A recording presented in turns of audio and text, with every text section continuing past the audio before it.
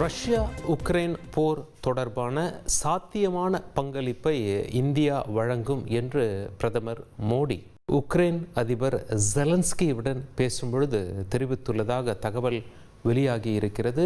போர் விவகாரத்தில் சாத்தியமான அனைத்து பங்களிப்பையும் வழங்க இந்தியா உறுதி பூண்டுள்ளது என்று பிரதமர் தெரிவித்துள்ளார்.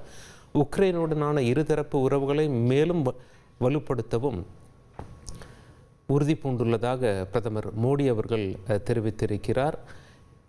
உக்ரைன் அதிபர் விளாடிமிர் ஜெலன்ஸ்கியுடன் தொலைபேசி வாயிலாக பிரதமர் உரையாடியிருக்கிறார்.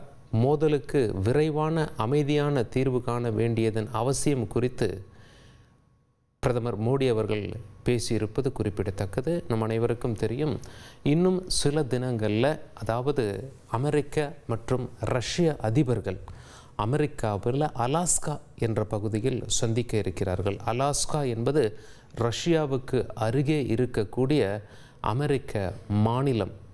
அங்கே அதிபர் புட்டினும் அதிபர் ட்ரம்ப்பும் சந்திக்க இருக்கிறார்கள். ஜெலன்ஸ்கி அந்த பேச்சுவார்த்தையில் இணைவாரா என்ற எதிர்பார்ப்பு எழுந்தது.